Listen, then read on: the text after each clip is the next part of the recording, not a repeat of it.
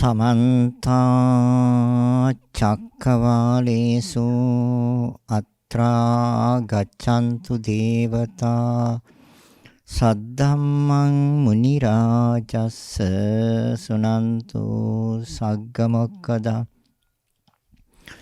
ධම්මස්සවන කාලෝ අයං බදන්තා ධම්මස්සවන කාලෝ අයං බදන්තා ධම්මස්සවන කාලෝ අයං බදන්තා නමෝ තස් භගවතෝ අරහතෝ සම්මා සම්බුද්දස්ස නමෝ තස් භගවතෝ අරහතෝ සම්මා සම්බුද්දස්ස නමෝ තස් භගවතෝ අරහතෝ සම්මා සම්බුද්දස්ස. ශ්‍රද්ධා බුද්ධ සම්පන්න කාරුණික පින්වත්නි, ප්‍රඥා නාලිකාව තුළින් ලෝකේ පුරා විසිරුවා හැරීම පිණිස ධර්මදේශනයක් ඒ පින්බර දායකත්වය මෙම උතුම් ධර්මදේශනය ප්‍රඥා නාලිකාව තුළින් විකාශනය කිරීම සඳහා සදැහැති දායකත්වයේ දරනු ලබන්නේ අභා ප්‍රාප්ත ලලිතා සිරිවර්ධන මෙතිණියගේ ආදරණීය ස්වාමි පුරුෂයා වන ටී.ඒ. චෝලානන්ද සිරිවර්ධන මහතා, චමිල හර්ෂ පුතණුවරුන් සහ චතුරිකා දියණිය ඇතුළු ඥාති පිරිස විසින්. අරමුණු මීට මාසයකට පෙර නම් 2022 පෙබරවාරි මාස 5 වෙනි දින දායකත්වයේ දරූ අය අතරින් සදහටම සමුගත් අද දිනට 71 වන ජන්මදිනයේ යෙදෙන මාළඹේ මුවන් හෙළවත්ත 4 වන පටුමගාංක 743 70 යන ලිපිනෙහි පදිංචිව සිටි කරාපිටිය පතිරණගේ ලලිතා සිරිවර්ධන මෙතිණිය අනුස්මරණය කර පින් පැමිණවීම පිණිස මෙම උතුම් ධර්ම දේශනාව සිදු කරනු ලබන අතර මෙම උතුම් ධර්ම දාණයෙන් ජනිත වන්නා වූ සියලුම පුණ්‍ය කුසල් ලලිතා සිරිවර්ධන මෙතිණියටත් වයි.ආර්. නෙලි නෝනා, වයි.ආර්. රොසලින් නෝනා, පොතුපිටියගේ මෙගිලින් නෝනා, මාතාවන්ට සහ ඔස්ටින් සිරිවර්ධන, කේ.පී. විලියම් සිඤ්ඤෝ සහ ගිල්මන් ද සිල්වා යන මහත්මයන් ඇතුළු සංසාරයේ දායකත්වයේ දරූ අය නමින් මියගිය සියලුම ඥාතීන්ට අනුමෝදන් වේවා. ඉක්මන් භවයකදී උතුම් වූ නිර්වාණය සාක්ෂාත් කරගනිත්වා කියලා ප්‍රාර්ථනා කරනවා. මේ ප්‍රාර්ථනාවන් මුදුන්පත් කරගන්නට ලෝකේ ශ්‍රේෂ්ඨතම දානය වන ධර්ම දානමය පින්කම සිද්ධ කරනවා. ධර්මයේ කිව්වේ ලෝකයේ සිද්ධ වෙන නිවැරදි સિદ્ધාන්තය. ඒ නිවැරදි සිදුවීම ධර්මයයි. ශ්‍රවණය කරනවා කියන්නේ අහනවා. ධර්ම ශ්‍රවණය. පින් කියන්නේ සතුටු, කම් කියන්නේ සිතුවිලි. සතුටු සිතුවිලි ටිකක් උපදවනවා ලෝකයේ තුල සිදුවෙන නිවැරදි ක්‍රියාදාමය අවබෝධ කරගෙන, තේරුම් අරගෙන, වටහාගෙන. සතුටු සිතුවිලි. එතකොට ධර්ම ශ්‍රවණමය පින්කම. එයම ලෝක සත්‍ය උදෙසා පරිත්‍යාග කරනවා ධර්ම දානමය පින්කම. එතකොට ධර්ම ශ්‍රවණමය පින්කම, ධර්ම දේශනාමය පින්කම හා ධර්ම දානමය පින්කම. එන මේ සෑම තුළින්ම උපදින්නේ සතුටු සිතුවිලි. පින් කිව්වේ සතුටට. කම් කිව්වේ සිතුවිලි වලට. සිතුවිලි කියන්නේ කර්ම වලට. ඒතර පුණ්‍ය කර්මයක්. පුණ්‍ය කර්මයෙන් ලැබෙන ඵලය තමයි අරමුණු සාක්ෂාත් කරනවා. බලාපොරොත්තු ඉටු වෙනවා. ඒ අනුව සතුට වෙනවා. මේ මාත්‍රකාවක් එවලා තියෙනවා පංච උපාදානස්කන්ධය ඇසුරෙන් ධර්ම දේශනාව සිද්ධ කරන්නට. සක්කාය දිට්ඨිය කියන්නේ තෝකටම තමයි. පංච උපාදානස්කන්ධයටම තමයි සක්කාය දිට්ඨිය කියලා කියන්නේ. එහෙනම් සක්කාය දිට්ඨිය පංච උපාදානස්කන්ධය. උපාදාන කරන් ඉන්නේ සක්කාය නිසා. සක්කාය දිට්ඨිය නිසා. සක්කාය දිට්ඨිය ගැලවුණාම උපාදානෙ දුර්වල වෙනවා. හැබැයි සහමුලින් නැති වෙන්නේ. සෝවාන් මාර්ගයේදී සක්කාය දිට්ඨිය අනිත් ධර්මතා දෙකක් තරම් අයින් වෙනවා. හැබැයි අයින් වෙන්නේ පංච උපාදානස්කන්ධය පිළිබඳ නිවැරදි අවබෝධය තුළ. උපාදානස්කන්ධ. උපාදානයේ ස්කන්ධ කියන්නේ විශාල රාශියක්, ගොඩක්. ස්කන්ධ කියන්නේ ගොඩවල් පහක්. පහට කිව්වා පංච කියලා. ගොඩවල් වලට කිව්වා ස්කන්ධ කියලා. උපාදානයේ කිව්වා තදින් අල්ලගත්තට. පංච උපාදානස්කන්ධ. ඒතර පංච කියන්නේ පහට. උපාදානයේ කියනවා තදින් ගත්තට. ස්කන්ධ කියනවා රාශියකට. රාශියක් තදින් අල්ලගෙන ඉන්නවා මනසින්. ඒ කොටස් රාශියක් තදින් අල්ලගෙන ඉන්නේ හැබැයි පහක් වශයෙන් බෙදාගෙන, එහෙම නැත්නම් ඒකත්වේනොත් තරම් තියෙනවා. පහක් වශයෙන්ුත් බෙදාගෙන එකත් අල්ල ගන්නවා. එකක් ඔය පහම එකට එකතු කරලා එකක් වශයෙන් අරගෙන එකත් අල්ල ගන්නවා. මනසින්. එහෙනම් මනසින් යම් දෙයක් අල්ලගත්තොත් ඒක උපාදානයයි. එහෙනම් අපි බලමු ඇයි මේක මේ උපාදාන කරගන්නේ කියලා. උපාදාන කරගන්නේ අවිද්‍යාව නිසා. තෘෂ්ණාව නිසා. මේ ලෝකේ යම් කිසි කෙනෙකුට අවිද්‍යාව නැද්ද? තෘෂ්ණාව නැද්ද? ඊට පංච උපාදානස්කන්ධයකුත් නැහැ. පංචස්කන්ධයක් ඉතිරි වෙයි. උපාදානස්කන්ධයක් නැහැ. උපාදානස්කන්ධයට වැටෙන්නේ අවිද්‍යාවත් තණ්හාවත් නිසා.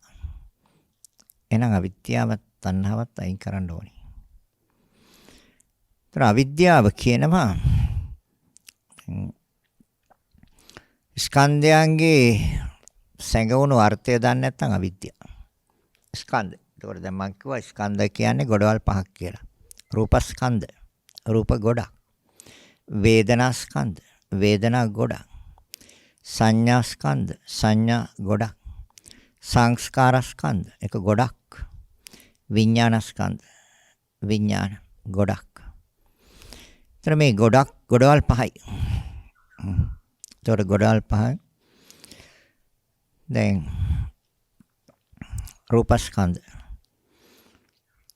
එහෙනම් ස්කන්ධයන්ගේ සැඟවුණු අර්ථයක් තියෙනවා. හැංගිච්ච තේරුමක්. ඒ තේරුම හංගලා තියෙනවා. ඒ තේරුම හංගුවේ අවිද්‍යාව තුළ.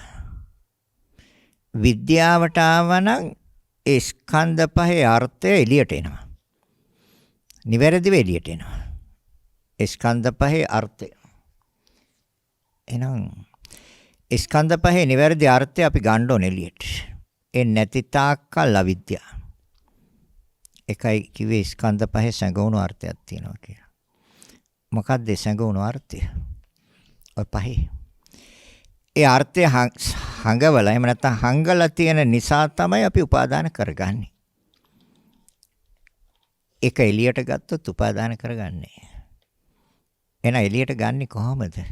එළියට ගන්න ඕනි. රූපස්කන්ධ ඉස්සලාම එළියට ගන්න. ඒකට එළියට ගන්න බුදුරජාණන් වහන්සේ දේශනා කරනවා ක්‍රම දෙකක් තියෙනවා. එකක් 28ක ක්‍රමයක් තියෙනවා. අනිත් ක්‍රමය තමයි 32ක ක්‍රමයක් තියෙනවා. රූපයටයි 42ක් තියෙනවා. ඒකෙන් 32ක් ගත්තම ඇති. හොඳයි. 32ක් ප්‍රමාණවත් වෙනවා. ඒකට කිව්වා 32ක් කුණප කොටස් කියලා. අර 28ට කිව්වේ රූප 28ක් කියලා. එහෙනම් 28ක් අපි අවබෝධ කරන්න ඕනේ ඒක සැඟවිච්ච අර්ථය එළියට ගන්න. ඒ අර්ථය තේරුම හංගලානේ තියෙන්නේ. අපිට පෙන්වන්නේ රූප ගොඩක් හැටියට. රූපස්කන්ධයක් හැටියට. ඒකත් අපිට පෙන්වන්නේ අවිද්‍යාව. හොඳටම අවිද්‍යාව තියෙන කෙනාට පහට බෙදා ගන්නත් බෑ. යම් මට්ටමකට විද්‍යාව උපදවා ගත්ත කෙනෙකුට පහට බෙදා ගන්න පුළුවන්. ලෝකේ ගොඩාක් දෙනෙකුට පහට බෙදා ගන්නත් බෑ. ඒ කොටස් පහට බෙදා ගන්න බැරි නිසා ඒගොල්ලන්ගේ පහම එකට එකතු කරලා මම කියලා ගන්නවා. ලෝකේ වැඩි දෙනෙක් ගන්න එහෙමයි මම කියලා. බුදුරජාණන් වහන්සේ දේශනා කරන ඒක වැරදි. ඒ සිතුවිල්ල එහෙම හිතනවනම් එහෙම දකිනවනම් ඒක වැරදි.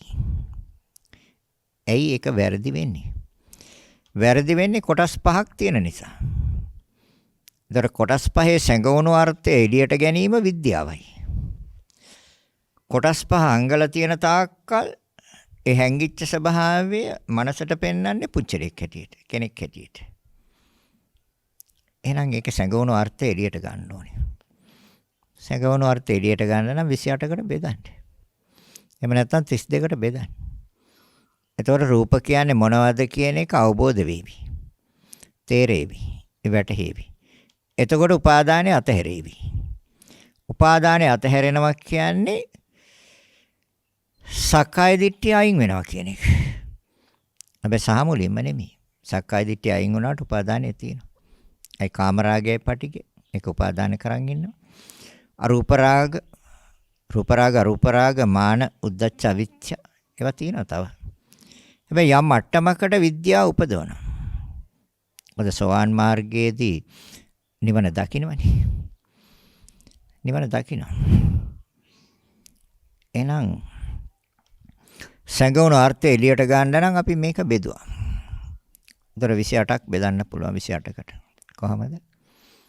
බුදුරජාණන් වහන්සේ දේශනා කරන රූප කියන ඒ ධර්මතාවයේ සංගුණ අර්ථය තමයි සතර මහා ධාතු කියන එක.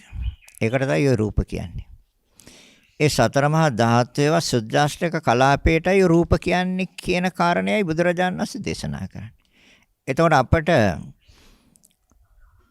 අර සතර මහා ධාතු හැටියට පෙන්වන්නේ නේ රූපයක් පෙන්වනවා. එතකොට අර්ථය හංගවලා. අර්ථය හංගලා. එතකොට අවිද්‍යාව. සංගවන අර්ථය එළියට ගත්තොත් විද්‍යාව. එහෙනම් කොහොමද දකින්න ඕනේ? රූපය කියන රූපයට අයිති කොටස් බුදුරජාණන් වහන්සේ දේශනා කරන මහ භූත හතරයි. මහ භූත රූප හතරයි. පඨවි ආපෝ තේජෝ වායෝ. පඨවි ධාතුවක් තියෙනවා, ආපෝ ධාතුවක් තියෙනවා, තේජෝ ධාතුවක් තියෙනවා, වායෝ ධාතුවක් තියෙනවා. ඒකට තමයි ඔය රූප කියන්නේ. ඒතර ඒකේ තවත් ධර්මතා හතරක් තියෙනවා. ඒ තමයි වර්ණ, ගන්ධ, රස, ඕජ. ඒතර 8ක් තියෙනවා. ඒතර මේ මහ භූත රූප හතර නිසා පවතිනා වූ උපාදාය රූප. ඒ භූත හතරෙන් සකස් වෙච්ච තව 24ක් තියෙනවා. එහෙනම් ඒ හතරෙන් තමයි සකස් වෙලා තියෙන්නේ. ඒතර ඒ හතරෙන් සකස් වෙලා තියෙන ඒවා මොනවද කියලා බැලුවොත් ඒතර ඇස. අපි ඇසට රූප කියනවා. ඒතර රූප කියලා ගත්තොත් ස්කන්ධ ගොඩක්. ඒතර කොටස් රාශියක් තියෙනවා. දැන් චක්කු ප්‍රසාද රූපේ කියන බුදුරජාන් වහන්සේ. චක්කු කිව්වේ ඇසට. ප්‍රසාද රූප කිව්වේ කර්මයෙන් සකස් වෙච්ච නිසා. කර්මයට අයිති නිසා. කර්මයෙන් පිළිල වෙච්ච නිසා. කර්මයෙන් නිර්මාණය කරපු නිසා. ඒතර කර්මයෙන් නිර්මාණය කරපු කර්මයෙන් නිර්මාණය කළේ කර්මයෙන් පිළිල කරේ සතර මහා ධාතුන්ගේ හැඩය. සතර මහා ධාතුන්ගේ පැවැත්ම. සතර මහා ධාතුන්ගේ ක්‍රියාකාරීත්වය. එතකොට දැන් රූප කියන රූපස්කන්ධය. එතකොට ඒකේ අර්ථය සංගවන අර්ථය එළියට ගත්තාම අපිට දකින්න වෙන්නේ සුද්දාෂ්ටක කලාපයක්. එයි චක්කු කියන්නේ ඇස, ප්‍රසාද රූපය. එහෙනම් ඒක සකස් වෙලා තියෙන සුද්දාෂ්ටක කලාපේ. ඒතර පඨවි ආපෝ තේජෝ වායෝ බුදුරජාණන් වහන්සේ දේශනා කරන මේ ධර්මතා හතර නිසා පවතිනා උපාදාය රූප 24ක්. එහෙනම් ඒ හතරෙන් තමයි තියෙන්නේ. මොකක්ද? ඇස හේවත් චක්කු ප්‍රසාද රූපය.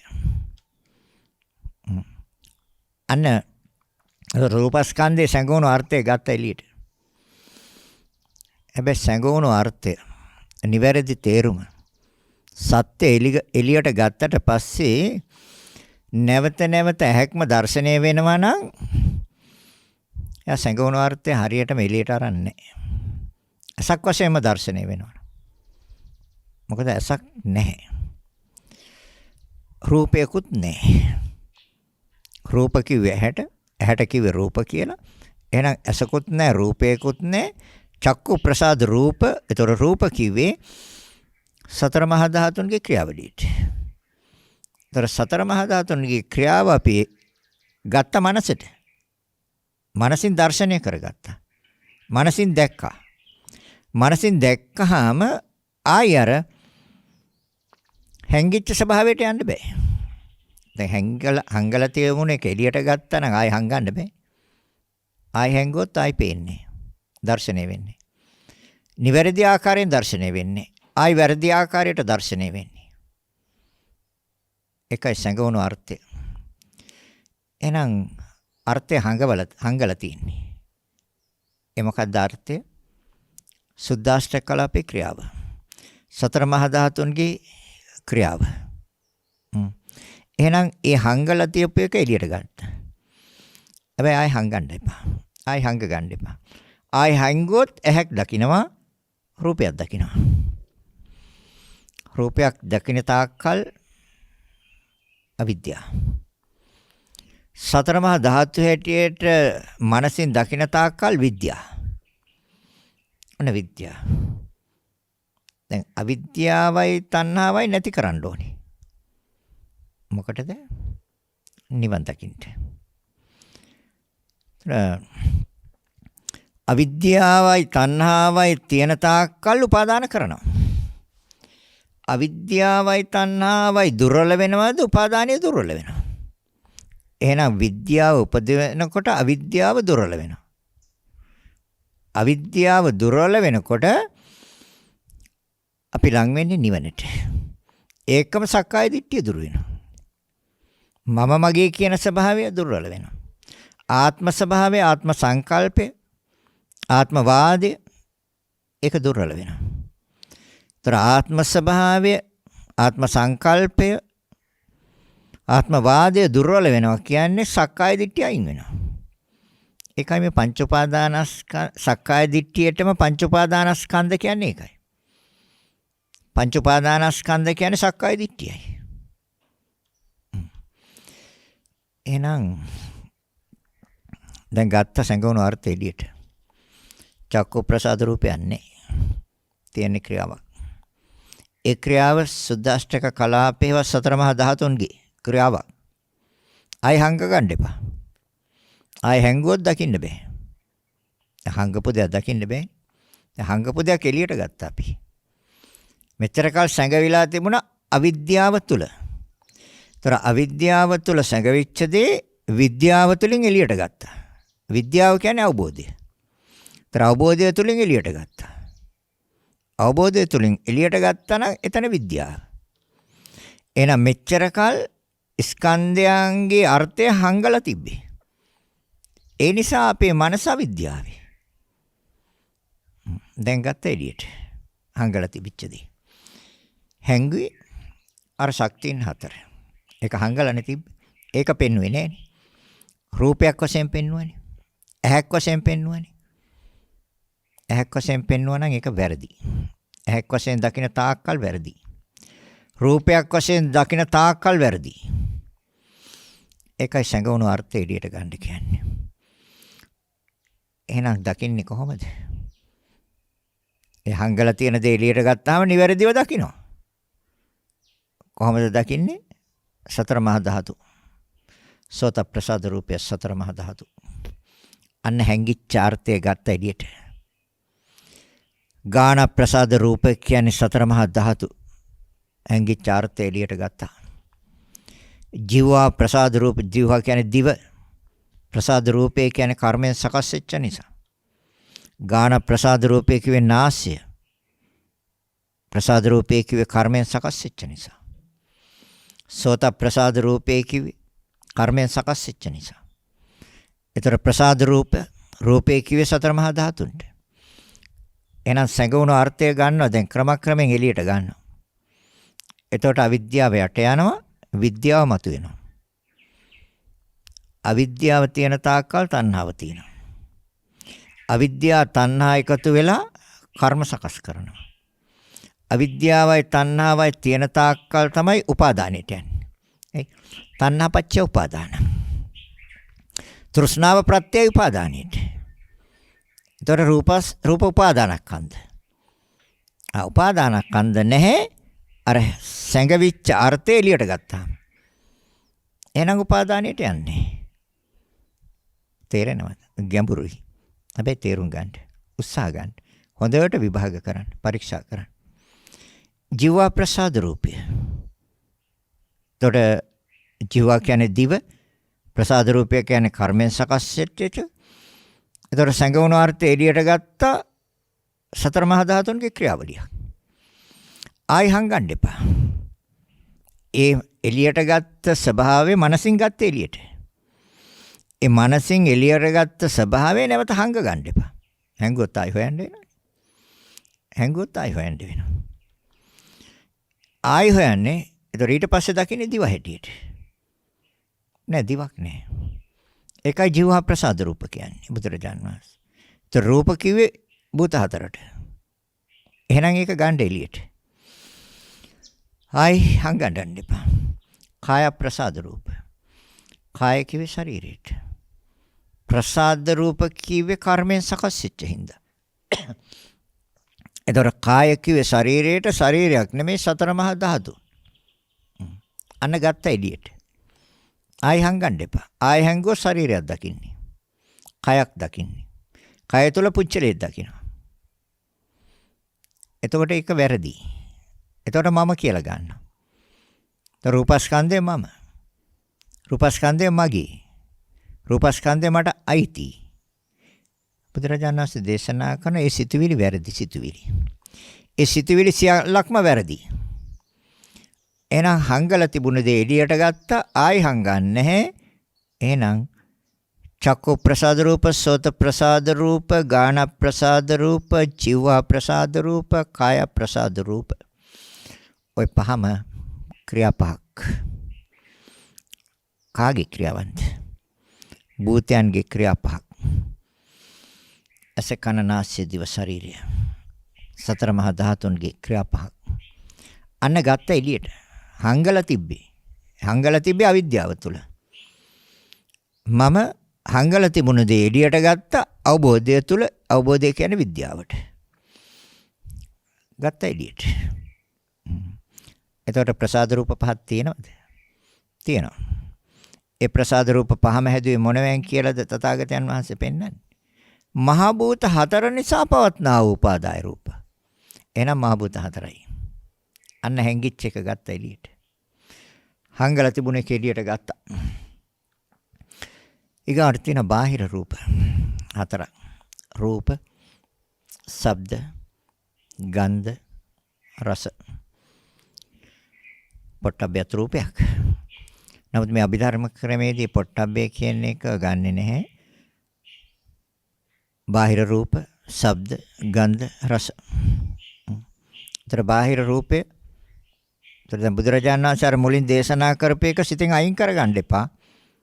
එයි මහා භූත හතර නිසා පවත්නා වූ උපාදාය රූප 24ක්. එහෙනම් මහා භූත හතරමයි. ඒතර සංගුණ අර්ථයේ මුලින්ම එළියට අරන් දුන්න බුදුරජාණන් වහන්සේ. හංගල තියපු දේ, හැංගිච්ච දේ, සංගවිලා කරන දේ බුදුරජාණන් වහන්සේ මුලින්ම එළියට අරන් දුන්නා. පවත්නා උපාදාය රූප 24ක්. පවතින්නේ මේ හතරෙන්. මහ භූත හතරෙන්. එහෙනම් බාහිර රූපය මහ භූත හතරයි.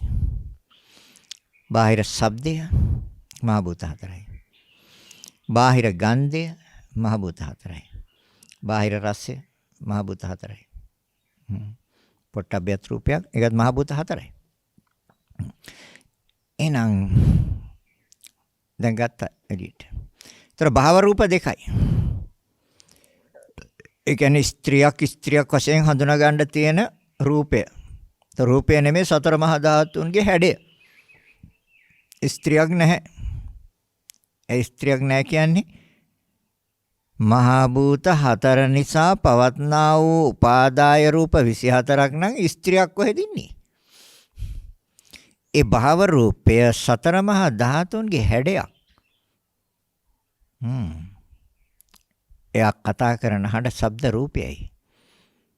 ඒක මහ භූතයන්ගේ විකාර ස්වභාවයයි. අර හැඩේ මහ භූත හතරේ විකාර ස්වභාවයයි.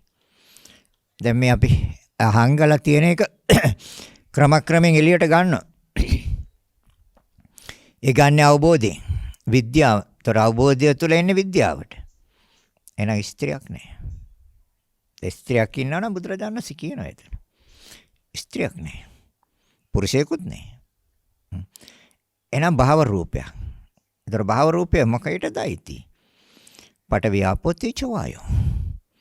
ස්ත්‍රියකගේ හැඩය ස්ත්‍රියක් වශයෙන් හඳුනා ගන්න තියෙන ස්වභාවයන් සතර මහා ධාතු නිසා. මහ භූත හතර නිසා පවත්නා උපාදාය රූප. එහෙනම් මහ භූත හතරේ. අන හැංගිච්ච එක ගත්ත එළියට. ඊට පස්සේ ස්ත්‍රියක් දකින්න බෑ. සම්මුති ලෝකේ කතා කරගන්න කාන්තාවක් පිළිබඳව. විද්‍යාව තුළ කතා කරන්න බෑ. අවබෝධය තුළ කතා කරන්න බෑ ස්ත්‍රියක් ගැන. ක්‍රියාවක් ගැන කතා කරන්න පුළුවන්. මහ භූත හතර නිසා පවත්නා වූ උපාදාය රූපයක් ගැන කතා කරන්න පුළුවන්. ස්ත්‍රියක් ගැන කතා කරන්න බෑ. ස්ත්‍රියක් ගැන කතා කළොත් ආයි හංගනවා. මොකක්ද හංගන්නේ? සතර මහා ධාතු හංගනවා.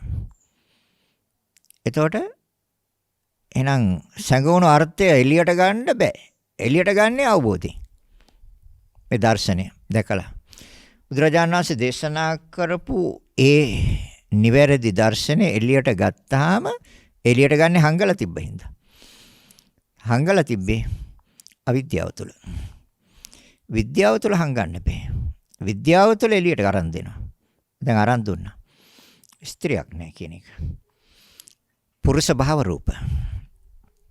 පුරුෂ භාව රූප. පුරුෂයෙක් වශයෙන් හඳුනා ගන්න තියෙන ඒ පුරුෂ ඉන්ද්‍රිය, ඒ පුරුෂ ස්වභාවයන්, ඒ පුරුෂ භාව රූපයයි.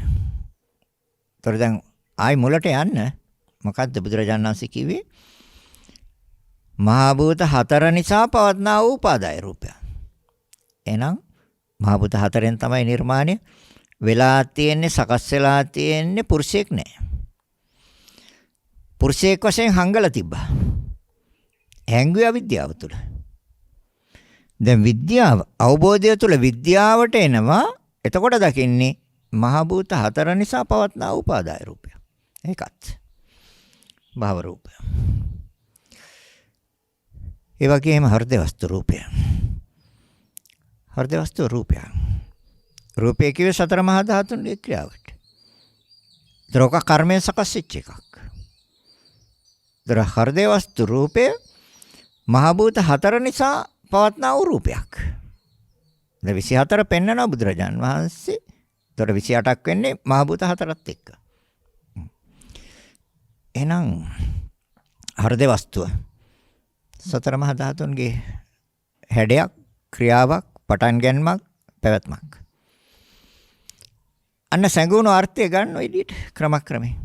හැබැයි ආයි හංග ගන්න එපා. ඒතර හෘද වස්තුව කිව්වේ සතර මහා ධාතුන්ගේ ක්‍රියාවට. ඒ තුළ විද්‍යාව. ඒ තුළ උපාදානය දුර්වල වෙනවා. උපාදානය එන්නේ සම්මුතිය තුළ. හෘද වස්තුව මගේ. හෘද වස්තුව මම. එහෙම ගන්න තාක්කල් උපාදානය වෙනවා. ඒ උපාදානය දුර්වල වෙන ආකාරයට අර සංගුණ අර්ථය එළියට ගත්තාම උපාදානය දුර්වල වෙනවා. උපාදානය දුර්වල වෙනවා කියන්නේ සක්කාය දිට්ඨිය දුර්වල වෙනවා. දිට්ඨිය දුර්වල වෙනවා. දිට්ඨිය කියන්නේ වැරදි දැකීම. සක්කායකේ තමන්ගේ මේ රූප, වේදනා, සංඥා, සංකාර, විඥාන කියන පහ පිළිබඳව වැරදි දැකීම. කය පිළිබඳව වැරදි දැකීම. ඒකට සක්කාය දිට්ඨිය කියනවා. දැන් හරියට දකින්නවා. හරියට පේනෙනවා. හැබැයි පේන්නේ මනසට. පරිච්ඡේද රූපය. ඒ කියන්නේ අවකාශය. අවකාශය සතර මහා ධාතුන්ගේ ක්‍රියාවලිය. ආහාර රූපය. ආහාරය. ආහාරය මොනවද තියෙන්නේ? අපි හිතනවා ආහාරය. බලන්න. සංගුණ අර්ථය ගන්න එළියට. එතකොට තියෙන සතර මහා ධාතු. ආහාර රූපය. දැන් තව තියෙනවා. දැන් මේ 19ක් ගත්තොත් හොඳටම ප්‍රමාණවත්. මේ පරීක්ෂණය සඳහා, අවබෝධය සඳහා මේ 19ක් ප්‍රමාණවත්. මහ භූත 4යි, ප්‍රසාද රූප 5යි, ගෝචර රූප 4යි, භාව රූප 2යි, හෘද වස්තු රූපයයි, පරිච්ඡේද රූපයයි, ආහාර රූපයයි, ජීවිත ඉන්ද්‍රිය රූපය. අනිත් එක. ජීවිතය කියන්නේ පැවැත්ම. ඉන්ද්‍රිය කියන්නේ අධිපති. ජීවිත ඉන්ද්‍රිය. රූපය කිව්වේ මහ භූත 4 නිසා පවතින්නේ. එහෙනම් ඒ ජීවිතය පැවැත්වීම සඳහා අධිපතිකම අරගෙන තියෙන්නේ මහ භූත 4යි. එතකොට මේ මහ භූත 4ට අපි මීට කලිනුත් පැහැදිලි කරලා දීලා තියෙනවා. මේ මහ භූත 4ට යම් බලයක් තියෙනවා. ඒ බලය කර්මය. ඒ නිසා තමයි මේ කර්මය නැමැති ජීවිත ඉන්ද්‍රිය. ඒතර ජීවිත ඉන්ද්‍රියෙන් තමයි පැවැත්ම ගෙනියන්නේ. ජීවිත ඉන්ද්‍රිය රූප දෙකක් තියෙනවා. නාම ජීවිත ඉන්ද්‍රිය, රූප ජීවිත ඉන්ද්‍රිය. සිත් පෙළ නොකැඩී නොසිඳී පවතින්නේ නාම ජීවිත ඉන්ද්‍රිය. ඒ කියන්නේ ජීවිතය කියන්නේ පැවැත්ම. ඒතර සිත් පෙළ කැඩුනොත් ප්‍රවෘත්ති එතන ඉවරයි. නොකැඩී නොසිඳී පවත්වාගෙන යන්නේ නාම ජීවිත ඉන්ද්‍රිය. කාය ජීවිත ඉන්ද්‍රිය. රූප ජීවිත ඉන්ද්‍රිය කියන්නේ කාය. කය. එන ජීවිත ඉන්ද්‍රිය රූපය මහ භූත 4 නිසා පවත්නා වූ උපාදාය රූපයක්. එන එක මහ භූත 4යි. මේ මහ භූත 4ට බලයක් තියෙනවා. බලය තියෙන කර්මය. ඒ තමයි කර්මයේ අවසානය. කර්මයේ අවසන් වීමෙන් මරණය සිද්ධ වෙනවා කියන්නේ ඒකයි. පුණ්‍ය ශක්තිය අවසන් වීමෙන් මරණය සිද්ධ වෙනවා කියන්නේ ඒකයි. ආයුක්කේ මරණය, පුඤ්ඤක්කේ මරණය, උභයක්කේ මරණය, උපච්ඡේදක මරණය. ජීවිත ඉන්ද්‍රිය උපච්ඡේදක මරණය. එහෙනම් අපි අනිත් ඒවා පැත්තකින් තියෙන ඒවා අවශ්‍ය නැහැ. පරීක්ෂණය සඳහා දොර සංගීච්ඡ දේරියට ගන්න නම් තවත් ඉතින් තියෙනවා. කාය විඤ්ඤාප්ති, වචී විඤ්ඤාප්ති කියලා. කයෙන් හංගවනවා යම් අදහසක්. කයෙන් හංගවනවනේ අදහසක්. පුළුවන් ශරීරයෙන් යම් අදහසක් හංගවන්නේ. ඔය කියන්නේ සමහර අය. S2 කරකවල හැම යමක් කියනවා. කියන්න පුළුවන්. කය හරවල, බෙල්ල හරවල. ඒ ආදි වශයෙන් ඒ කයෙන් යම් අදහසක් හංගවන්න පුළුවන්. දැන් යම් පැත්තකට යන්න ඕන නම් එයාට ඔළුවෙන් කියන්න පුළුවන්. හිස හරවල කියන්න පුළුවන් යන්න කියලා. බැරිද කියන්නේ? ඒකට කියන්නේ කාය විඤ්ඤාප්ති. වචී විඤ්ඤාප්ති. ව්‍යාංගයෙන් කියනවා. අර්ථය කෙලින්ම ඉස්සරහට දෙන්නේ ව්‍යාංගයෙන් කියනවා. එහෙම කියනවනේ වචනේ. වචී විඤ්ඤාප්ති. විකාර රූප 3ක් තියෙනවා. ඒ වේල රූපයන්ගේ ඒ විකාර ස්වභාවය. ලහුත සහැල්ලු බවක් තියෙනවා. මුදුත මෘදු බවක් තියෙනවා. කම්මඤ්ඤත කර්මයට අනුකූල බවක් තියෙනවා. අනිත් ඒ තමයි ලක්ෂණ රූප 4ක් තියෙනවා. ඒ සෑම එකක්ම මහ භූත 4 නිසා පවත්නා වූ රූප. රූපයක ලක්ෂණ 4ක් තියෙනවා. උපචය හට ගන්නවා. චිත්තක්ෂණ 17ක් තුළ හටගන්නේ. හට ගන්න ක්ෂණේ නැති වෙනවා. උපචය සන්තති පවතිනවා. චිත්තක්ෂණ 17යි. ජරත දිරනවා.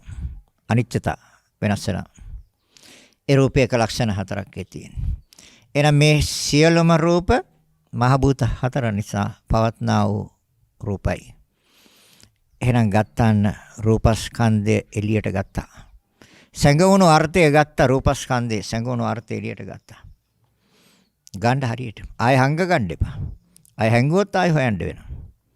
ආය හොයන්න වෙන්නේ මනසින්. බුදුරජාණන් වහන්සේ පෙන්වලා දුන්නා. එහෙනම් මහ භූත 4යි අධ්‍යාත්මික ඇස කන නාසය දිව ශරීරය මේ ඔක්කොට මහ භූත 4යි. එහෙනම් පවත්නා වූ 24ම මහ භූත 4යි. ඒකට රූප කිව්වා. දැන් අපි උපාදාන කරගෙන ඉන්නේ ඇයි? උපාදාන කරගෙන ඉන්නේ අවිද්‍යාව තුළ. සංගවණු අර්ථය එළියට ගත්තාම උපාදානිය දුර්වල වෙනවා. ඒ කොහොමද දුර්වල වෙන්නේ? අයියෝ මම මේ මොකටද ඇලිලා තියෙන්නේ? පුච්චලයක් නැති, සත්‍යයක් නැති, කෙනෙක් නැති, ක්‍රියාවක් විතරක් ඇති. මේ සතර මහා ධාතුන්ගේ ක්‍රියාවකට නේද මම මේ ඇලිලා තියෙන්නේ, මගේ කියලා අල්ලගෙන තියෙන්නේ, මට අයිති කියලා මම ප්‍රකාශ කරන්නේ. මගේ කියලා ගත්තේ, මම කියලා ගත්තේ අනේ ඒක වැරදිනේ. Tamanටම තේරෙනවා. Tamanට වැටහෙනවා. Tamanට අවබෝධ වෙනවා. අන රූපස්කන්ධය පිළිබඳ අවබෝධය. එහෙනම් මේ අභ්‍යන්තරයේ තියෙන සෑම කොටසක්ම මොනවද එතකොට? දැන් ඔය කිව්වේ ප්‍රධාන ටික. එහෙනම් කාය ප්‍රසාද රූපය ගත්තාම තොර කයේ තියෙන අභ්‍යන්තරයේ තියෙන සියලුම කොටස් කේසා ලෝමානකා දන්තා තචෝ මන්සන් නහරු අට්ටි මිච්ඡම් වක්කං හදයන් යකනං කිලෝමකං පියකං පප්පාසං අන්තං අන්ත ගුණං උදරියං කරිසං පිත්තං සෙම්හං පුබ්බෝ ලෝහිතං සේදෝ මේදෝ අස්සු වසා කේලෝ සිංගානිකා ලසිකා මුත්තං මත්තකේ මත්තලුං ගන්ති. සියලු මේවා රූපේටයි තියෙන්නේ. රූපේ කියේ මහ භූත හතරටයි තියෙන්නේ. මහ භූත හතර නිසා පවත්නා වූ රූප ටිකක් තියෙන්නේ ඔය. මහ භූත හතර නිසා පවතිනවා. අන්න ගත්ත එළියට හංගල තිබ්බා. මේ කොටස් රාශියක් එකට එකතු කළා මට මේ පුච්චලෙ පෙන්නනවනේ. මේ කෙනෙක් පෙන්නනවනේ. මේ අභ්‍යන්තරය තුළට මේ ටික ඔක්කොම දාලා රකේසල්ලෝමා නකා දන්තත් ඒ සියලුම දේවල් මේක ඇතුළට දාලා මට පුච්චලෙ පෙන්නනවා. අන්න මං ගත්තා දැන් එළියට. හැංගිච්ච අර්ථය ගත්තා එළියට. මේ රූපස්කන්ධය කියන්නේ මේ කොටස් ටිකටනේ. මේ කොටස් ටික ඔක්කොමයි ති සතර මහා ධාතුන්ටනේ. සතර මහා ධාතුන්ගේ හැඩයක් නෙමේවා. සතර මහා ධාතුන්ගේ පටන් ගැනීමක් නේ. සතර මහා ධාතුන්ගේ ක්‍රියාවක් නේ. අන්න ගත්තා එළියට. මනසින් ගත්තේ. ඒතොරේ ගැනීම තුළ උපාදානීය දුර්වල වෙනවද? දුර්වල වෙනවා. හොඳට බලන්න. උපාදානීය දුර්වල වෙනවා. උපාදානීය දුර්වල වෙනවා කියන්නේ අර සක්කාය දිටි. එතකොට දැන් අනිත් අතට කල්පනා කරනවා මේ රූපය කියන එක ආත්මයට දාන්න බෑනේ. ආත්මයක් වශයෙන් ගන්නව නම් වැරදි. දැන් ඔය සමහර තැන පින් දෙන්න ගියාම මේ ආත්මකාරයට මේ පින් අයිතිය වගේ. ආත්මයක් ඉන්නවද ආත්මකාරයෙක් ඉන්නවද? ආත්මයක් තියෙන්න බෑ ආත්මකාරයෙක් ඉන්න. මේ රූපේ ක්‍රියාවකට නෙවෙයි ආත්ම සංකල්පය දාගත්තේ. සතර මහා ධාතුන්ගේ ක්‍රියාවට ආත්ම සංකල්පයක් දාගත්තා. ආත්ම දිට්ඨියක් දාගත්තා. ආත්ම වාදයක් දාගත්තා. පින් දෙනවා සමහර තැන්වල. සමහර අය පින් දෙනවා. මේ පරිලව ගිය මේ ප්‍රාණකාරයට මේ ආත්මකාරයට මේ පින් අනුමෝදන් වේවා. ප්‍රාණකාරයෙකුත් නැහැ ආත්මකාරයෙකුත් නැහැ. එයි මහ භූත හතරේ ක්‍රියාවක් තියෙන. ඒකටද ප්‍රාණකාරය කිව්වේ. ආත්මකාරය කිව්වේ ඒකටද? ඒතර ආත්මකාරය කියනකොටම ආත්ම සංකල්පයට වැටිලා ඉවරයි. ආත්ම දිට්ඨියට වැටිලා ඉවරයි. ආත්ම වාදයට වැටිලා ඉවරයි.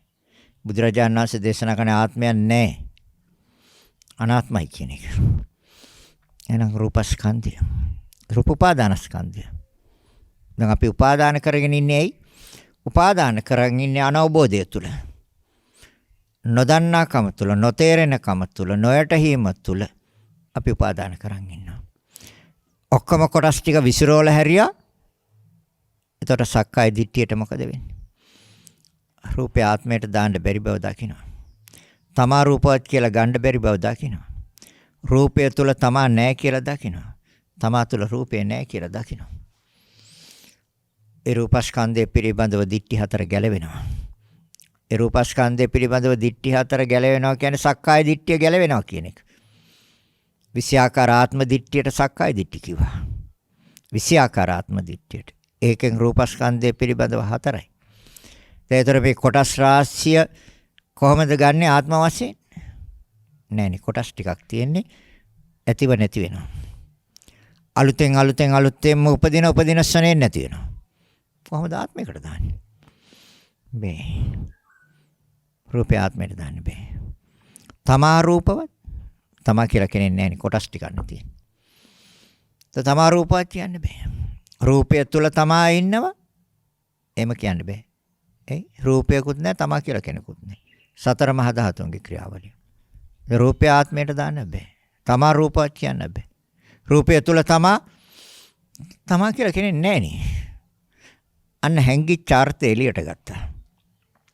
සැඟවුණු අර්ථය එළියට ගැනීම තුල එන්නේ විද්‍යාවට. විද්‍යාව තුළ පංච උපාදානස්කන්ධේ උපාදානය කියන කැලල අයින් කරන්න පුළුවන්. එතකොට ඉතුරු වෙන්නේ පංචස්කන්ධයයි. ඒ රහතන් වහන්සේට.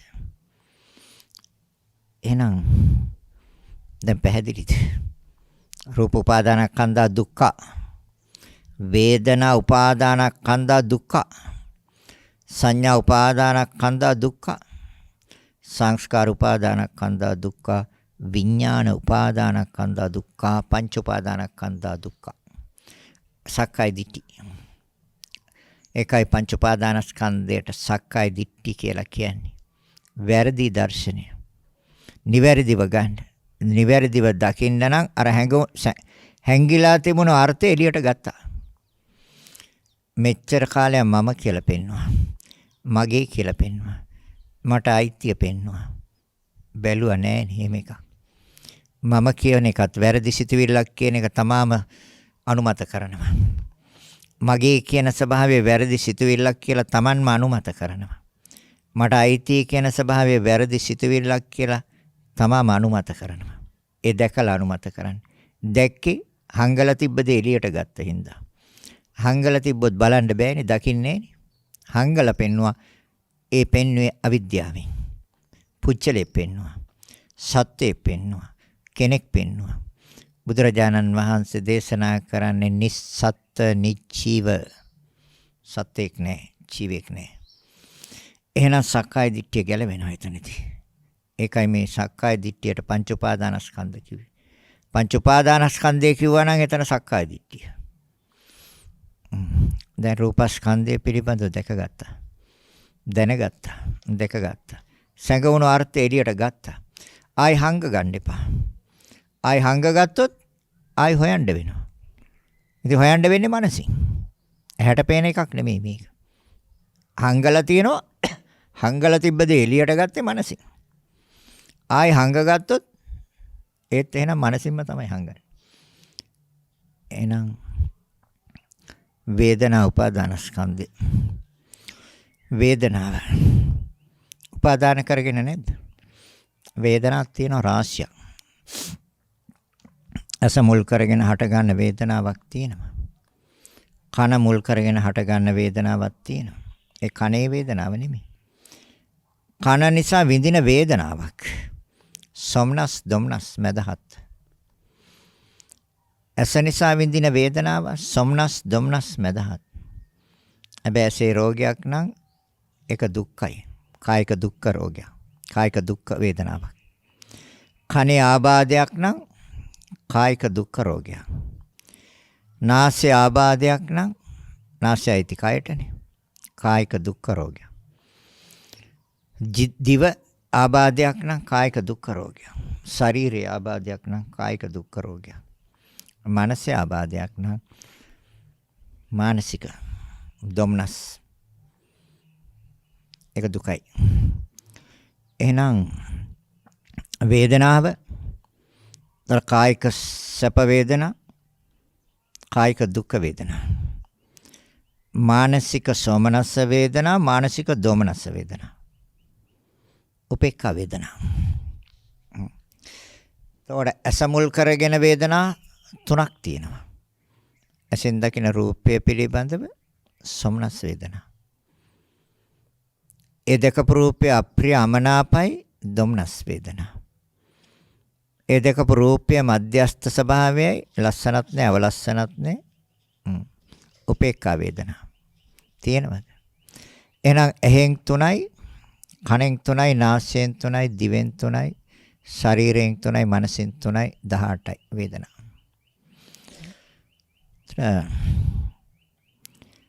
එහෙනම් වේදනාවේ අපි ආශ්‍රය හොයා ගන්න ඕනේ.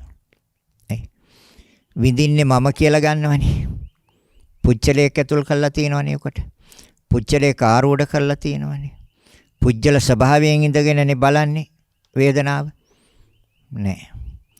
පුච්චලයක් අපි දැන් අර කය, ශරීරය, මහ භූත 4 නිසා පවත්නා උපාදාය රූප 24 තුල අපි මමත්වයේ බැහැර කළා. මම කියන ස්වභාවය, මගේ කියන ස්වභාවය, මට අයිති කියන වැරදි සිතුවිල්ල සිතින් බැහැර කළා. මං කියවනේ හැංගිච්ච දේ එළියට ගත්තා කියලා. දැන් වේදනාව පිළිබඳව හංගලා තියෙන්නේ. ඇයි? විඳින්නේ මම. විඳින්නේ මම. ඇහෙන් විඳින්නේ මම. කනෙන් විඳින්නේ මම. සෝත සම්පස්සජා වේදනා. නාසයෙන් විඳින්නේ මම. ගාන සම්පස්සජා වේදනා. දිවෙන් විඳින්නේ මම. ජීවා සම්පස්සජා වේදනා. ශරීරයෙන් විඳින්නේ මම. කාය සම්පස්සජා වේදනා. මනසින් විඳින්නේ මම. මනෝ සම්පස්සජා වේදනා. ඒතර මමද විඳින්නේ මනෝ සම්පස්සජා වේදනාද? මමද විඳින්නේ කාය සම්පස්සජා වේදනාද? බෙදන්න. සංගුණ අර්ථය ගන්න එළියට. කාය කිව්වේ ශරීරයට. සම්පස්ස බාහිර සීත උෂ්ණ දෙක කයට ස්පර්ශ වෙනවා. ඒ අනුව සිතක් හැදෙනවා. තුන් කරුණ එකතු ස්පර්ශයයි. ස්පර්ශය නිසා විඳිනවා. විඳීමේ සිතක්. සිතක් හැදෙනවා. හැබැයි අපි උපාදාන කරගෙන ඉන්නවා. මම කියලා, මගේ කියලා, මට අයිති කියලා. බුදුරජාණන් වහන්සේ දේශනා කරන එක වැරදි. ඒක වැරදි. එහෙනම් මොකද්ද නිවැරදි අර්ථය? නිවැරදි අර්ථය තමයි අර චක්කු සම්පස්සජ වේදනා. මොකද්ද නිවැරදි අර්ථය? සිත් තුනක්, නාම ධර්ම තුනක් හා රූප ධර්ම දෙකක ක්‍රියාවක්. නිවැරදි වශයෙන් දකින්න ඕනේ. චක්කු කිව්වේ එක විසඳගත්තානේ අපි. රූප කියන එකත් විසඳගත්තානේ රූප විභාගයේදී. දැන් වේදනාවනේ විභාග කරන්නේ. දැන් එතකොට මේ ඇසයි බාහිර රූපයයි නිසානේ සිතක් හැදෙන්නේ. හොඳට බලන්නකො එහෙම නෙමෙයිද සිතක් හැදෙන්නේ කියලා. එතකොට තුන් කරුණ එකතු ස්පර්ශයයිනේ. ඒ ස්පර්ශය නිසානේ විඳීමේ සිත. එතකොට මමද විඳින්නේ? වේදනාව මගේද? වේදනාව මට අයිතිද? එහෙම නැත්නම් රූප ධර්මයේ ක්‍රියා දෙකක්. රූප ක්‍රියා දෙකක්, ඒ කියන්නේ සතර මහා ධාතු ක්‍රියා දෙකක් නිසා නාම ධර්ම තුනක්. මොකද්ද? ඒ රූප පිළිබඳව දැනගැනීමේ සිත හා තුන් කරුණ එකතු ස්පර්ශය, ස්පර්ශය නිසා විඳීමේ සිතක්. දැන් ඒතර මමත්වයෙන් ගන්න පුළුවන්. වේදනාව ආත්මයට දාන්න පුළුවන්. බෑ. ඇයි ආත්මයට දාන්න බැරි?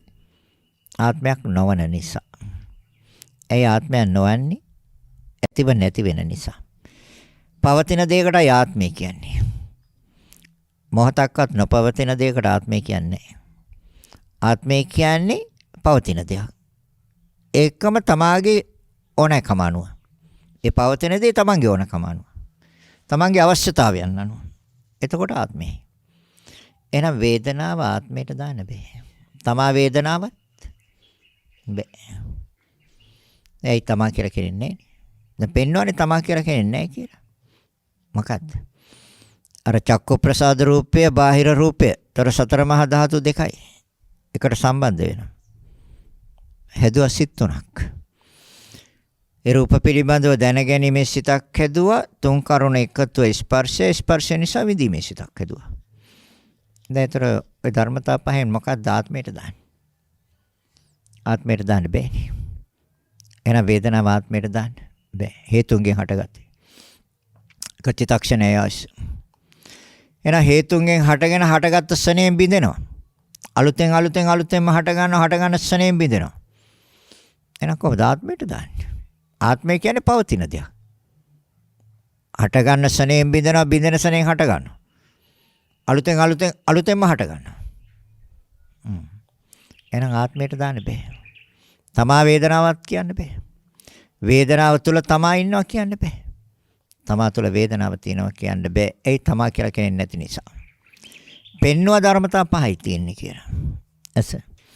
කනෙනුත් තියෙන ධර්මතා පහයි. කන බාහිර ශබ්දේ. ඒක විසඳගත්ත රූපස්කන්ධ විභාගයේදී. රූපේ බෙදලා ඒ හැංගිච්ච අර්ථය ගත්තා. ඒකෙදී අපි ප්‍රත්‍යක්ෂ කරගත්තා. ඒක සතර මහා ධාතු කොටස් දෙකක් එක්වීමෙන් සිදුවෙන දෙයක් හැටියට. කනට ගෝචර වෙන්නේ ශබ්ද. ඒ දෙක සම්බන්ධ වීම නිසා සිතක්. තුන් කරුණ එකතු ස්පර්ශය නිසා විඳීමේ සිතක්.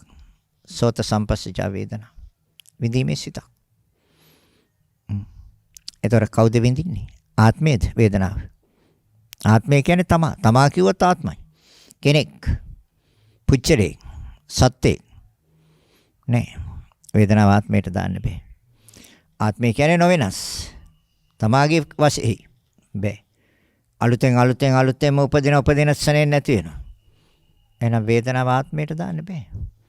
තමා වේදනාවක් කියන්න බෑ තමා කියලා කෙනෙක් නැති නිසා. වේදනාව තුළ තමා ඉන්නවා කියන්න බෑ තමා කියලා කෙනෙක් නැති නිසා. තමා තුළ වේදනාව තියෙනවා කියන්න ගන්න බෑ. ඒ තමා කියලා කෙනෙක් නැති නිසා. කරුණු පහයි. මොකද්ද කරුණු පහ? කන ශබ්ද පිළිබඳව දැනගැනීමේ සිත. තුන් කරුණ එකතු ස්පර්ශ නිසා විඳීමේ සිත. කරුණු පහක් තියෙනවා. කොහොමද එන තමා කියන්නේ?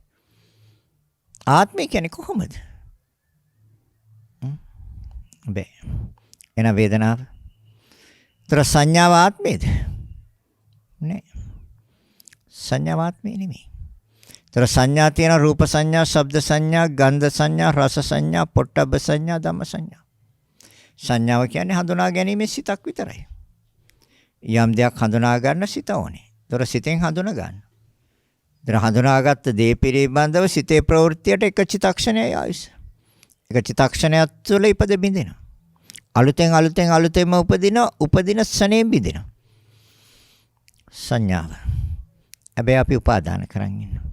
සංඥා උපාදානස්කන්ධ. අර වේදනාව වගේම තමයි ඒකත් උපාදාන කරන් ඉන්නේ. මම නෙවිඳින්නේ. දැන් විඳින කෙනෙක් හම්බුණාද? නෑනේ. අන්න සැඟවුණු අර්ථය එළියට ගන්නවා. දැන් ක්‍රමක්‍රමයෙන් සැඟවුණු අර්ථය එළියට ගන්නවා. එතකොට ක්‍රමක්‍රමයෙන් මතුවෙන්නේ විද්‍යාව. ඒ නොදකින තාක්කල් සැඟවුණු අර්ථය ඔය පහේම සැඟවුණු අර්ථය හංගලා තියෙනවා. ඒ හැංගිච්ච ස්වභාවයෙන් ආත්ම සංකල්පය, ආත්ම දිට්ඨිය, ආත්ම වාදය, මම කියන වැරදි සිතුවිල්ල, මගේ කියන වැරදි සිතුවිල්ල, මට අයිති කියන වැරදි සිතුවිල්ල. ඒක සක්කාය දිට්ඨියයි. ඒ අනුව අවිද්‍යාව, එහෙනම් අවිද්‍යාව තුළ සක්කාය දිට්ඨි, විද්‍යාව තුළ සක්කාය දිට්ඨියක් නැහැ. ආත්මයට දාන්න බෑ. තමා සංඥාවත් නැහැ. සංඥාව තුළ තමයි ඉන්නවද? නැහැ. තමා තුළ සංඥාව තියෙනවද? නැහැ. එයි තමා කියලා කෙනෙක් නැති නිසා. තමා කියලා කෙනෙක් නැති නිසා. එන සංඥාව ආත්මයට දාන්න බෑ. එන සංඥාව සිතක් විතරයි. චක්කු සම්පස්සජා සංඥා. චක්කු කිවැස බාහිර රූපය දෙක නිසා සිත. කර්ණු තුන එකතු කළ ස්පර්ශය නිසා හඳුනාගත්තා. හඳුනා ගැනීම සිත ස්පර්ශය නිසා. එහෙනම් කරුණු පහ දාන්නකො කොටස් පහට. කරුණු පහක් තියෙන්නේ. කොටස් පහයි. දර කොටස් පහෙන් මොකක්ද ආත්මය? පහම එකට එකතු කළා ආත්මය. එතකොට උපාදානිය. සංඥාව මම කියනවා. සංඥාව මගේ කියනවා. එතකොට මම මගේ කියලා ගන්නකොට ආත්ම දිට්ඨිය. බුදුරජාණන් වහන්සේ දේශනා කරන්නේ මම කිව්වත් වැරදි දිට්ඨියක්, මගේ නෙමෙයි කිව්වත් වැරදි දිට්ඨියක්. ඒ දිට්ඨියක් වැරදි දිට්ඨියක්. මම කිව්වත් හරිද? නෑ. මම නෙමෙයි කිව්වත් ඒත් වැරදි. එහෙනම් කොහොමද කියන්නේ? කොහොමද දකින්නේ? හේතුන්ගෙන් හට ගන්නවා. හේතුන්ගෙන් සකස් වෙනවා. හේතු නිසා පවතිනවා. හේතු නැති වුණොත් පවතින්නේ නැහැ. එහෙනම් ආත්මයක් වෙන්නේ කොහොමද? හේතු නැති වුණොත් පවතිනවා නම් ආත්මයක්. හේතු නැති වුණොත් පවතින්නේ නැහැ. හේතුන්ගෙන් සකස් වෙලා තියෙන්නේ. එහෙනම් සංඥාව ආත්මයට දාන්න බෑ. ତර සංස්කාර ආත්මයේද? නෑ. සංස්කාර ආත්මයට දාන්න බෑ. ඇයි? සංස්කාර කියන්නේ සිතුවිලි ටිකක් විතරයි. පුඤ්ඤාභි සංකාර කියන්නේ පින් සිතුවිලි. අපුඤ්ඤාභි සංකාර කියන්නේ පව් සිතුවිලි. අනිජ්ජාභි සංකාර කියන්නේ ධ්‍යාන සිතුවිලි. දේව කොහොමද ආත්මයට? ආත්මය කියන්නේ නොවෙනස්. හැබැයි සංස්කාර මම කියලා ගන්නවා. සංස්කාර මගේ කියලා ගන්නවා. නේ. සංස්කාර හැදෙන්නේ හේතුන්ගෙන්. ස්පර්ශ ප්‍රත්‍යයෙන් අපි එකක් ගන්නවා. මොකද්ද? කාය සංපස්සජා චේතනා. හයක් තියෙනවා. චක්ක සංපස්සජා චේතනා, සෝත සංපස්සජා චේතනා. චේතනා කිව්වේ සංස්කාර. සංස්කාර කිව්වේ කර්මවලට. කාය සංපස්සජා චේතනා. කය බාහිර පහස දෙක නිසා සිතක්. තුන් කරුණ එකතු ස්පර්ශයයි. ස්පර්ශය නිසා සිත බලවත් වෙනවා. ඒ පහස් ශරීරයට ස්පර්ශ වෙච්ච ආකාරයට නෙමෙයිද සිත බලවත් වෙන්නේ? බලන්නකො හොඳට. ඒ බලවත් වෙච්ච එකට කර්ම හේවත් චේතනා කිව්වා. එහෙනම් කාය සංපස්සජා චේතනා. කරුණු පහක් තියෙනවා. කය බාහිර පහස දෙකයි. ඒ දෙක නිසා ඉදිරි කරුණු තුනයි. කාය විඥාන, කාය සංපස්සජ චේතනා. පැහැදිලිද කියන එක? මනෝ සංපස්සජ චේතනා. එහෙනම් මනස බාහිර අරමුණු දෙක නිසා සිතක් කරුණු තුන එකතු කරන්නේ ස්පර්ශය නිසා සිත බලවත් වෙනවා. එතකොට ආත්මයට මොකද්ද දාන්නේ? ආත්මයට දාන්න බෑ. තමා සංස්කාරවත් බෑ. ඇයි? තමා කියලා කෙනෙක් නැති නිසා. හේතු ප්‍රත්‍යයෙන් හට ගන්න නිසා. එන සංස්කාර තුල තමා නෑ. ඇයි? තමා කියලා කෙනෙක් නෑ. හේතු ප්‍රත්‍යයෙන් හට ගන්න. තමා තුල සංස්කාර තුල තමා තුල සංස්කාර නෑ. ඇයි? තමා කියලා කෙනෙක් නෑනේ. කරුණු පහක් නේ තියෙන්නේ. බලන්නකෝ ඔය හයම අරගෙන පහක් නෙමෙයිද තියෙන්නේ කියලා. චක්කු සංපස්සජ චේතනා. ତොර එතන කරුණු පහයි. සෝත සංපස්සජ චේතනා.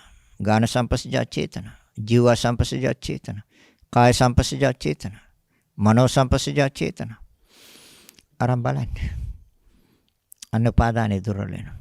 ତොර පංච උපාදානස්කන්ධය දුර්වල වෙනවා කියන්නේ සක්කාය දිට්ඨියේ ආකාරයෙන්ම ගැලවෙනවා.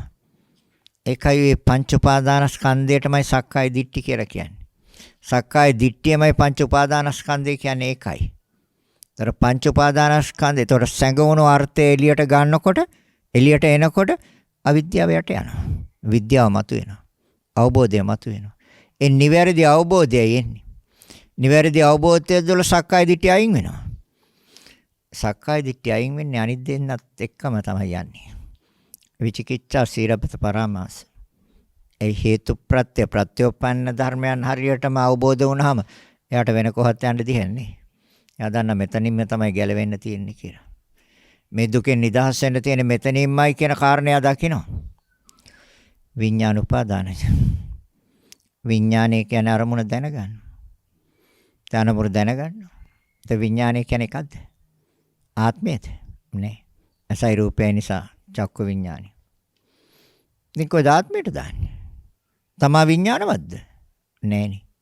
ඒක තමා කියලා කෙනෙක් ඉන්නවද? සතර මහා ධාතු කොටස් දෙකක් නිසා චක්කු විඥානය හැදුවා. ඒතකොට තමා විඥානවත් වෙන්නේ කොහොමද? අසයි රූපය නැත්තම් ඒ විඥානය හදන්න බෑනේ. ඒ රූප පිළිබඳව දැන ගැනීම සිත හදන්න බෑනේ. එහෙනම් කොහොමද විඥානය ආත්මයට දාන්නේ? ආත්මය කියන්නේ නොවෙනස් එකක්.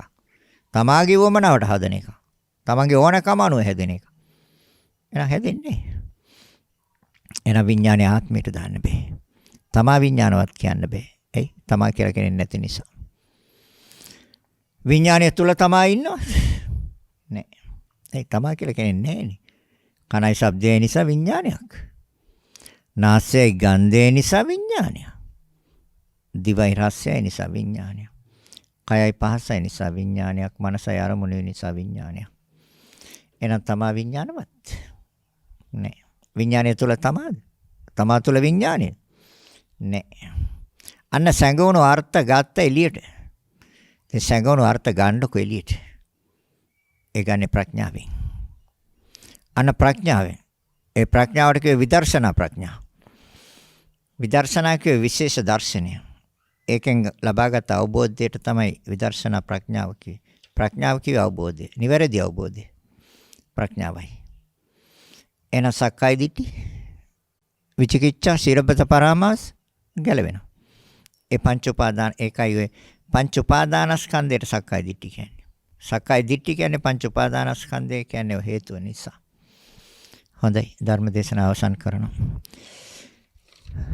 මේ පින්බර දායකත්වයේ මේ උතුම් ධර්ම දේශනාවේ ප්‍රඥා නාලිකාව තුළින් විකාශනය කිරීම සඳහා සදැහැති දායකත්වයේ දරනු ලබන්නේ අභව ප්‍රාප්ත ලලිතා සිරිවර්ධන මැතිණියගේ ආදරණීය ස්වාමිපුරුෂයා වන ටී.ඒ. චෝලානන්ද සිරිවර්ධන මහතා, චමිල හර්ෂපුතනෝ වරුන් සහ චතුරිකා දියණිය ඇතුළු ඥාති පිරිස විසින් අරමුණ මීට මාසයකට පෙර එනම් 2022 පෙබරවාරි මාස 5 වෙනි දින දායකත්වයේ දරුවා අතරින් සදහටම සමුගත් අද දිනට 71 වෙනි ජන්මදිනයේ යෙදෙන මාළඹේ මුවන් හෙළවත්ත 4 වන පටුමග අංක 743න් 70 දරන ලිපිනේ පදිංචිව සිටි කරාපිටිය පතිරණගේ ලලිතා සිරිවර්ධන මැතිණිය අනුස්මරණය කරමින් පැමිණීම පිණිස මෙම උතුම් ධර්ම දේශනාව සිදු කරනු ලබන අතර මෙම උතුම් ධර්ම දාණයෙන් ජනිත වන්නා වූ සියලු පුණ්‍ය කුසල් ලලිතා සිරිවර්ධන මෙතිණියටත් වෛආර් නෙලිනෝනා වෛආර් රොසලින් නෝනා පොතුපිටියගේ මැගිලින් නෝනා මාතාවන්ට සහ ඔස්ටින් සිරිවර්ධන කේ.පී. විලියම් සිඤ්ඤෝ සහ ගිල්මන්ද සිල්වා යන මහත්මයන් ඇතුළු සංසාරයේ දායකත්වයේ දරුව අය නමින් මියගිය සියලුම ඥාතීන්ට අනුමෝදන් වේවා. ඉක්මන් භවයකදී උතුම් නිර්වාණය සාක්ෂාත් වේවා. එනං ප්‍රාර්ථනාවන් මේ බලාපොරොත්තු ඒ විදිහටම ඉෂ්ට සිද්ධ වේවා කියන ප්‍රාර්ථනාවෙන් පුණ්‍ය අනුමෝදනා සිද්ධ කරනවා. මෙතෙක් රැස් කරගත් අනන්ත ප්‍රමාණ පුණ්‍ය ශක්තිය ඒ නම් සඳහන් කළ නොකළ තවත් කවුරු හෝ ඇතනම් පින් බලාපොරොත්තුව මේ උතුම් පුණ්‍ය ශක්තියෙන් අනුමෝදන් වීමෙන් සුවපත් වේවා. සැපෙන් සැපයටපත් වේවා. සෑම කෙනෙක්ම උතුම් වූ නිවනින්ම සැනසෙත්වා කියලා ඉදම්මේ ඥාතීනං හෝතු සුඛිතා හොන්තු ඥාතයෝ ඉදම්මේ ඥාති තු සුඛිතා හොන්තු ඥාතයෝ ඉදම්මේ ඥාතීනං හෝතු සුඛිතා හොන්තු ඥාතයෝ. දෙවියන්ට පින් දෙමු. ආකාසට්ටා ච බුම්මට්ටා දේවා නාග මහිද්దికා පුඤ්ඤන්තං අනුමෝදිත චිරන් රක්ඛන්තු ලෝක සාසනං. ආකාසට්ටා ච බුම්මට්ටා දේවා නාග මහිද්దికා පුඤ්ඤන්තං අනුමෝදිත්වා චිරන් රක්ඛන්තු දේශනං. ආකාසට්ටා ච බුම්මට්ටා දේවා නාග මහිද්దికා පුඤ්ඤන්තං අනුමෝදිත්වා චිරන් රක්ඛන්තු මං පරන්ති. ජන්මදිනයේ දින 71 වෙනි ජන්මදිනයේ දින මාළඹේ මුවන් හෙළවත් 4 වන පටමගේ අංක 743 70 පදිංචි සිටියාට පිටුනුරුවන්ගේ මේ පින් පමනවනවා. හොඳයි, එහෙමනම් මේ රැස් කරගත්තා නම් අප්‍රමාණ පුණ්‍ය ශක්තියන ඔබ අප සෑම දිනාටම මේ සංසාර දුකෙන් නිදහස් වීම පිණිසම හේතු වාසනා වේවා කියලා හිතාගෙන සාදු කියන්න සෑම දිනාටම ආශිර්වාද කරනවා. අභිවාදන සීලිස නිච්ඡං වත්තාපචායිනෝ චත්තාරෝ ධම්මා වඩ්ඩಂತಿ ආයුවන්නෝ සුඛං බලං ආයුරාෝග්‍ය සම්පatti සග්ග සම්පatti මේවත අතෝ නිබ්බාන සම්පatti ඉමිනාතේ සමිච්ඡතු. සෑම දිනාටම තෙරුවන් සරණයි. දේශක්ඛයෝ නිබ්බානං